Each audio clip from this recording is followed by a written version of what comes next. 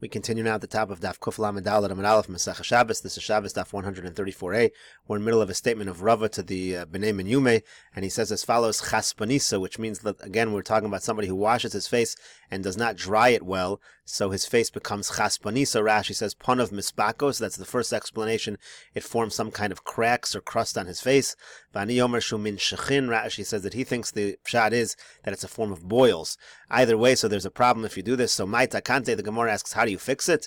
Limshi tuva b'maya de silka. You should wash a lot with water in which beets were cooked, and that will help heal the skin. The Gemara continues at the two dots, quoting the Mishnah, Lo shachak me'er of Shabbos. It's talking about if you didn't grind the cumin before Shabbos, so then you can use your teeth. It also talks about mixing wine and oil, and it said if you didn't mix the wine and oil before Shabbos, you should put them in separately. So Tanur Rabbana, we learned in a brisa, Devarim shein osin lemila b'Shabbos, things that you're not allowed to do for bris milah on Shabbos, osin la b'yomtiv, you are allowed to do on yontiv. For example, shochkin la kamon, you're allowed to grind up the cumin, v'tarfin la yayin v'shemen, and you're allowed to mix the wine and the oil. Amar le Abai Rav Yosef, so Abai said to Rav Yosef, Ma'ishna kamon b'yomtiv, what's the difference that by cumin on yontiv, the chazi l'kadeira, which is something that is fit to put into a pot to spice up some cooked food, yayin v'shemen chazi nami v'Shabbos l'chola. When it comes to wine and oil, mixing the two of them, that's also fit to use on Shabbos for a sick person. So why on Shabbos are you not allowed to mix it for the sake of the bris milah, for the sake of healing the wound of the milah? The Tanya we learned in a brisa, ein tarfin yayin v'shemen l'chola b'Shabbos. The Tanakama holds you're not allowed to mix wine and oil for a sick person on Shabbos. Amar Rav Shimon ben Elazar mishum Rabbi Meir, but Rav Shimon ben Elazar says in the name of Reb Meir, after tarfin yayin v'shemen, you are allowed to do so. Amar Rav Shimon ben Elazar, Rav Shimon ben Elazar says, Pamachas chosh Rabbi Meir b'Meir. There was once a time where Rabbi Meir had intestinal pain. Uvikashnu litrof lo yayin v'shemen. We wanted to mix for him wine and oil. V'lo hinachnu, he didn't let us. Amarnu lo, we said to him, Dvorechi yivtelu b'chayecha. Are you annulling your own words in your lifetime? You're not holding by your own leniency. Amar lonu, he said to us, Afal pi shani omer kach v'chaverei omrim kach. Even though I say that and my friends say otherwise, miyamai lo mileni libri lavar al divrei chaverei. In all my days, I don't want to contest the words of my friends. In other words, even though my opinion is to be lenient, since there are those who argue with me, I am strict. So the Gemara says, "Hu niu demachmer anafshe." When it came to Rabbi Meir, he himself was strict for himself. Avalakuli al mashari, but for everybody else, he would be lenient in such a situation. So again, you see that you're able to do it on Shabbos for that purpose, for the purpose of chola. So why can't you do it for the milah? So the Gemara says, "Hasam lo boilecha, hacha boilecha." When it comes to doing it for the chola, you're not allowed to mix it well, and over here you would need to mix it well for the bris milah, so that's why you're not allowed to do it for the bris milah. The Gemara says, "Hachanami ni'avid v'lo leilech." Okay, so in that case, why don't we just do for the bris milah what we can? Let's put the oil and the wine together, but not mix it so well. So the Gemara says, no, that's exactly what the Mishnah said. That's exactly what the Mishnah means when it says you put the wine in independently and the oil independently on the wound. You don't mix them ahead of time. That's the same idea, that you're mixing it but not well. You're not mixing it in a great fashion, and therefore that is permissible on Shabbos. The Gemara continues at the two dots with a brisa. Tanur Rabbanan, we learned in a brisa, ein mesanenin esachardel b'mesanenis shelo. You're not allowed to strain on yontiv. You're not allowed to strain mustard seeds with their strainer. The ein memaskin oso b'gacheles, and you're not allowed to use coals to sweeten them. Rashi says over here, ein mesanenin esachardel b'yontiv b'mesanenis shelo taima meforish lekamei demichsi keborer shamash lechasubin shelo. It looks like borer because you're separating the bran. You're separating the part of it that's not good. Ve'ein memaskin oso b'gacheles. You can't sweeten it with coals. Kederach sheragil lichbos les. The point over here is you take the coals and you extinguish them on the mustard seeds, and that sweetens it. So that would be a problem of kiboy, of extinguishing on yontiv. Amar le Abai Rav Yosef. So Abai said to Rav Yosef, what's the difference from the following Mishnah? Nosen beitza b'mesanena shel charda. You're allowed to put an egg through a mustard strainer, which seems to be the same issue.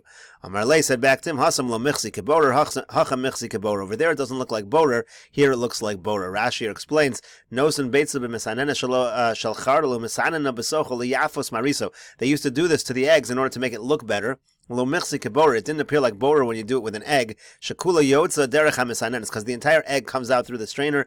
Vein mishtayar sham psolis. There's nothing bad that's left over. So it's permitted when it comes to eggs for that reason. The Brisa then said, "Vein memaskino so begachelis." You're not allowed to sweeten it with by extinguishing a coal. V'atanya memaskino so begachelis. But didn't we say you are allowed to do so? You are allowed to extinguish a coal to make it sweeter. The Gemara says, "Lo kash, it's not difficult." Kan begachelis shel mateches, kan begachelis shel eitz. In one case, we're talking about a metal gachelis. A metal gachelis doesn't turn into coal, so it's not the same problem of extinguishing. When it comes to one that's made out of wood, you're basically making coals. That is more of a problem of kiboy. Rashi says, "Begachelis shel eitz." Also, then it's forbidden to shayich ba kiboy lefisha osa pechem. That's called real extinguishing because you're creating a coal. Again, it's not something when you extinguish not for any purpose other than putting out what you're doing. That's less severe than when you're extinguishing for a purpose, in this case to create a coal. When it comes to a metal gachelis, when it comes to metal coals, that's not really called kiboy because you're not creating coals in that case. But the Gemara asks, Amarle Abai Rav Yosef. So Abai said to Rav Yosef, Ma'ishnami bisra gumre. What's the difference between this case and putting meat on top of coals, which we say is okay, even though you're extinguishing the coals? That seems to be fine on Yontiv, and when you're doing it with the mustard, suddenly it's bad.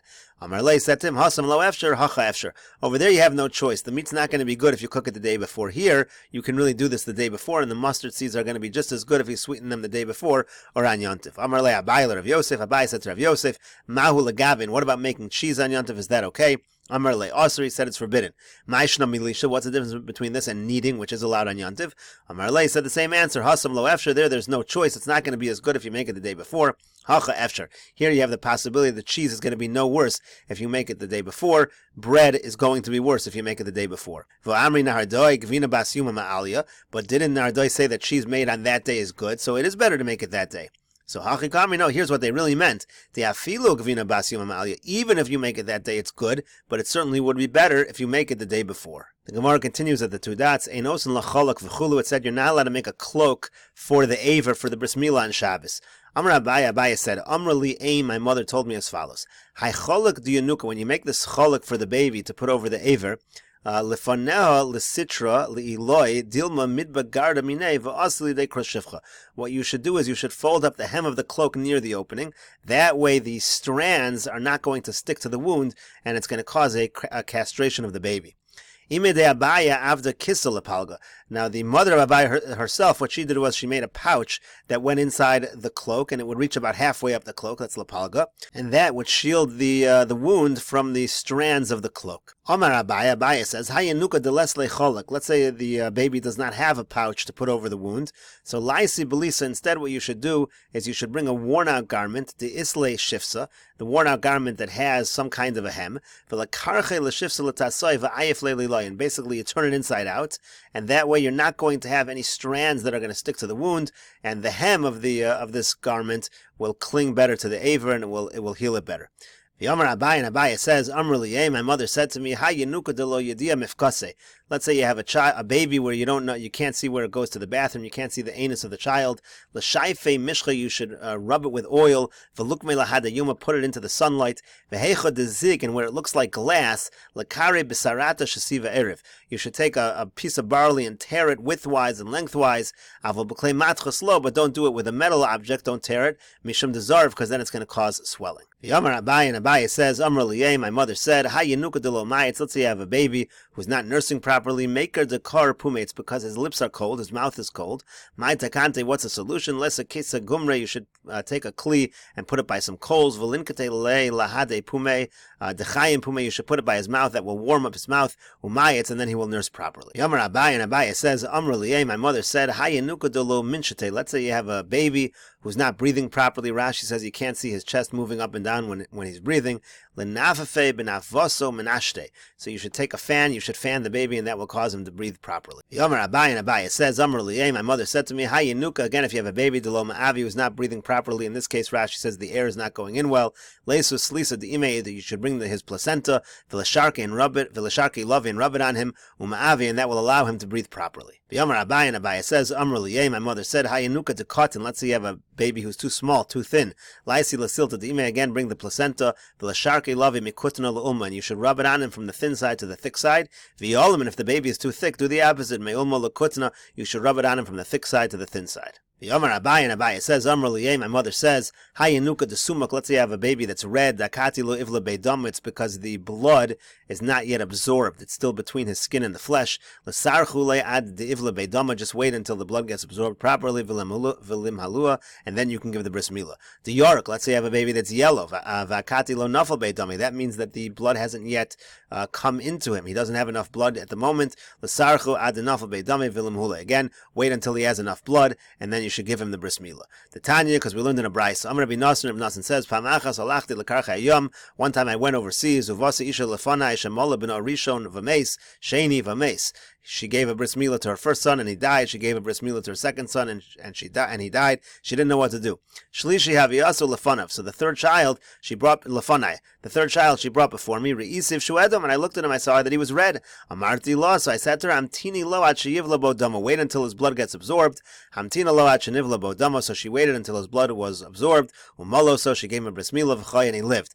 Vayukorno so Nasan habavli al shemi, and they called him Nasan habavli based on my name. They named him after me.